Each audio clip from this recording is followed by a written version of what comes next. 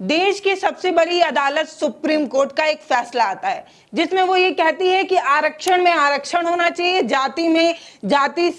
सब टाइटल होना चाहिए। इस वाले फैसले पर बीजेपी की जो ग्रुप है एनडीए, उसमें राड़ छिड़ती नजर आई। दो पार्टियां आपस में भिड़ गई। दोनों पार्टियों का ये कहना था कि फैसला सही है, एक तरफ कह रहे हैं कि फैसला गलत है। बिहार की दो क्षेत्रीय पार्टी जो दलित राजनीति करती है वो आपस में इस बात को लेकर भिड़ गई कि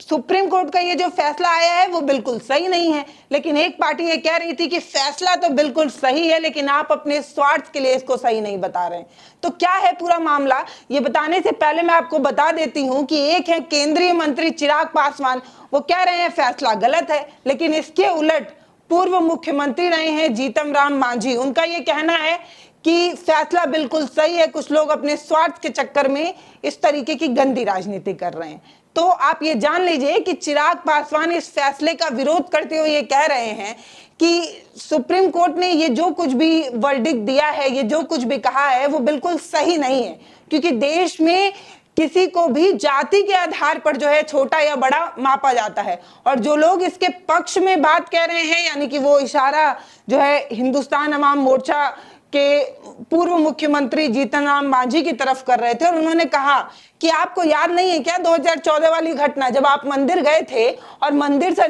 निकले थे और उसे गंगा जल से धोया गया था। आपको वो बात याद है? आप खुद पूर्व मुख्यमंत्री रहे हैं, उसके बावजूद भी इस तरीके की घटना आपके साथ होती है, उसके बाद भी आप इस तरीके का सपोर्ट करते नजर आते हैं इस बिल को, इस वर्डिक्ट को। कैसे? यानी कि चिराग पासवान इस तरफ इशारा कर रहे थे कि देश में जो कुछ भी भेदभाव है वो जाति के आधार पर है, आर्थिक आधार पर नहीं है। तो ये जो वर्डिक्ट आया है, ये जो फैसला आया है, वो जाति के आधार पर जो भेदभाव होता है, जो छुआछूत होता है, उस आधार पर बिल्कुल भी सही नहीं है। और वो ये बात कहते भी नजर आते हैं कि जब तक देश में जाति है और जाति के आधार पर भेदभाव है, छुआछूत है, तब तक इस फैसले को सही नहीं माना जा सकता और सुप्रीम कोर्ट को अपने इस फैसले पर पुनर्विचार करना चाहिए, फिर से विचार करके देखना चाहिए। क्योंकि पूरे वर्डिक्ट में सुप्रीम कोर्ट ने कहीं भी छुआछूत की तो बात ही नहीं की, लेकिन आरक्षण तो है वो छुआछूत के आधार पर ही था। जातियों में जिस तरीके से कुछ लोग हैं जो छोटी जातियों को देखना पसंद नहीं करते, उन्हें छूना पसंद नहीं करते, इस तरीके का भेदभाव करते हैं,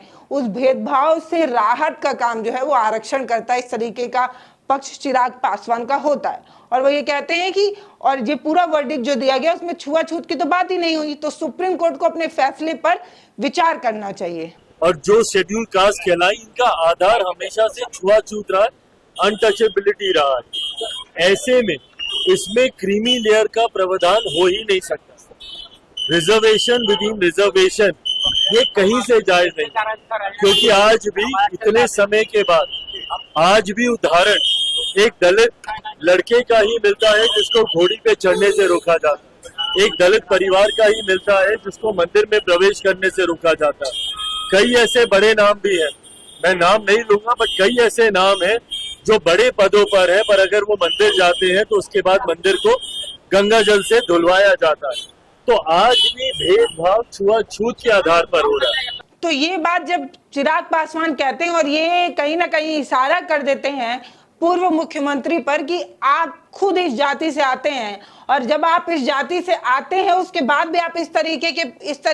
तरीके की सोच रखते हैं, जब आप मंदिर जाते हैं उसे गंगा जल से धोया जाता है, उसके बाद भी आप इस तरीके की बात कर रहे हैं, जब ये सवाल चिराग पासवान उठा देते हैं, तो हिंदुस्तान अवाम मोर्चा के नेता और बिहार के पूर्व मुख्यमंत्री जीतन राम मांझी क्या कहते हैं ये भी सुनना जरूरी है। तो जीतन राम मांझी इस पूरे वर्डिक्ट के साथ नजर आते हैं। वो ये कहते हैं कि सुप्रीम कोर्ट ने जो कुछ भी कहा है वो बिल्कुल सही कहा है, और नीतीश कुमार के नेतृत्व में ऐसा पहले भी किया जा चुका है। दलित और महादलित में एक ही जाति में दो लोगों का बंटवारा हमने पहले भी किया है, नीतीश कुमार ने पहले भी किया है, और उसी चीज को जो सुप्रीम कोर्ट है वो आगे बढ़ाती नजर आई। उन्होंने कहा कि जो जातियां पहले से लाभ ले चुकी हैं, आगे बढ़ चुकी हैं, मलाई काट चुकी हैं और अभी उनके पास बहुत ताकत है, उसके बाद भी वो आरक्षण का लाभ उठा रही हैं, ये तो बिल्कुल सही बात नहीं है ना। आपने आरक्षण का लाभ उठाया, अब आर्थिक रूप से आप मजबूत हो गए और आप वो सीट खाली ही नहीं कर रहे हैं, उसमें जम गए हैं, बैठ गए हैं। अब जब आप हटेंगे तभी ना दूसरे को फायदा मिलेगा, इस तरीके की बात वो कहते हैं। और कुछ जातियों का नाम गिनाते हैं, वो कहते हैं भुजिया, मुसहर, डोम और मेहत, ये वो पिछड़ी जातियां हैं जिसके कितने आईपीएस हैं, आईएएस हैं, कितने अधिकारी हैं जरा बताइए, कितने चीफ इंजीनियर हैं ये बताइए। और ये जो कुछ चंद जातियां हैं, कुछ 4 जातियां जो हैं वो आज भी लाभ उठा रही हैं। इस तरीके की बात वो कहीं ना कहीं फिर से तलवार जो है वो भाजते या तीर छोड़ते नजर आए चिराग पासवान की तरफ, कि चिराग पासवान उस जाति से आते हैं जिस जाति के पास आरक्षण का अच्छा फेवर, अच्छा लाभ मिल चुका है। उसके बाद भी ये लोग, कुछ 4 जातियां ऐसी हैं जो अभी भी आरक्षण का लाभ उठा रही हैं और लाभ उठाए जा रही हैं और वो आगे बढ़ चुकी हैं, लेकिन जो पीछे रह गए हैं उनके बारे में वो सोच नहीं रही हैं, फेवर नहीं ले रही, उन्हें कोई फर्क नहीं पड़ रहा। तो ऐसे में जिनके पास पहले से ताकत आ चुकी है, जो लाभ उठा चुके हैं, अगर वो फिर से उठाते रहेंगे तो जो जातियां पीछे रह गई हैं उनका क्या। जीतन राम मांझी ने ये बहुत अच्छा पक्ष रखते हुए कहा कि जो पीछे रह गई वो जातियां तो पीछे ही रह जाएंगी अगर कुछ चंद जातियां पहले से इसका लाभ उठाती रहेंगी तो। और एक सवाल उन्होंने आगे उठाते हुए कहा कि जो लाभ उठा रहे हैं वो आखिर कब तक लाभ उठाते रहेंगे, कितना लाभ उठाएंगे, जो पीछे रह गए हैं उनको आगे बढ़ाने के लिए क्या फैसला लिया जा रहा है और क्या किया जा रहा है। इस तरीके की बात वो कहते हैं और कहते हैं कि जब बाबा साहब भीमराव अंबेडकर ने आरक्षण के बारे में सोचा था या आरक्षण की नींव रखी थी तो वो हर 10 साल बाद ये चाहते थे कि उसकी समीक्षा की जाए और ये समझा जाए कि 10 साल में आरक्षण से क्या कुछ मिला है, कितना लाभ हुआ है और कितना लाभ नहीं हो पाया है। तो हर 10 साल में समीक्षा होनी चाहिए थी, लेकिन अब तक कितनी बार समीक्षा हुई है, अब तक कितनी बार आरक्षण के बारे में सोचा और उसकी समीक्षा की गई है, इससे पहले कभी नहीं हुआ। तो सुप्रीम कोर्ट ने ऐसा कुछ किया है तो बेहतर किया है और ऐसा होना भी चाहिए था। मलाई कुछ ही लोग काटते रहे तो कुछ लोग जो है उससे वंचित रह जाएंगे। ऐसे में जरूरी है कि जो पहले से लाभ उठा चुके हैं, जो आगे बढ़ चुके हैं, उनको अब आरक्षण में उनका लाभ कम होना चाहिए, उनका परसेंटेज कम होना चाहिए और जो पीछे रह गए हैं उनको मौका मिलना चाहिए। तो आरक्षण को लेकर ये जो 2 व्यू हैं, ये जो 2 पॉइंट हैं, ये देश में अभी भी बना हुआ है। कुछ लोग ये कह रहे हैं कि देश में आज भी जाति के आधार पर कुछ लोगों को कमतर आंका जाता है, चाहे वो डीएम बन जाए, एसडीएम बन जाए, कलेक्टर बन जाए, लेकिन अगर वो किसी छोटी जाति से आते हैं तो उन्हें छोटा ही आंका जाता है, उनका पद कितना भी बड़ा हो, रसूख कितना भी बड़ा हो। अब आप ऐसे भी देख सकते हैं कि कुछ लोग ये भी कहते नजर आए कि जब राम मंदिर बना तो देश की राष्ट्रपति द्रौपदी मुर्मू को इसलिए नहीं बुलाया गया क्योंकि वो जो है वो कहीं ना कहीं उस समाज से आती हैं जिस समाज को वहां पर अगर रखा जाता तो कहीं ना कहीं कुछ अपर कास्ट को बुरा लग जाता। वो एक दलित समाज से आती हैं और जनजाति लोगों के बीच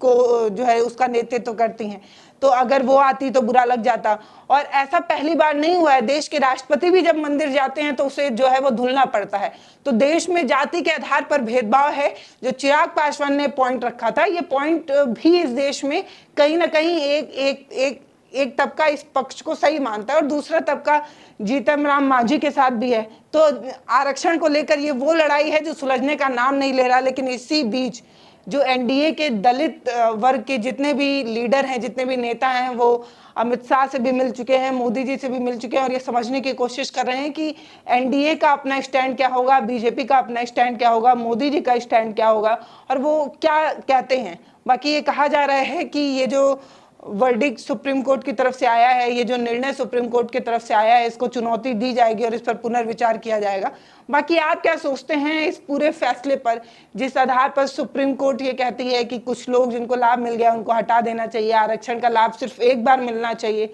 जो लोग लाभ उठा चुके हैं उनको दोबारा आरक्षण नहीं मिलना चाहिए, इन सभी फैसले पर ये जो सभी बातें कही जा रही है उस पर आप क्या सोचते हैं कमेंट सेक्शन में लिखकर जरूर बताइएगा। नमस्ते, मैं पल्लवी हूँ, आप भारत एक नई सोच देख रहे हैं।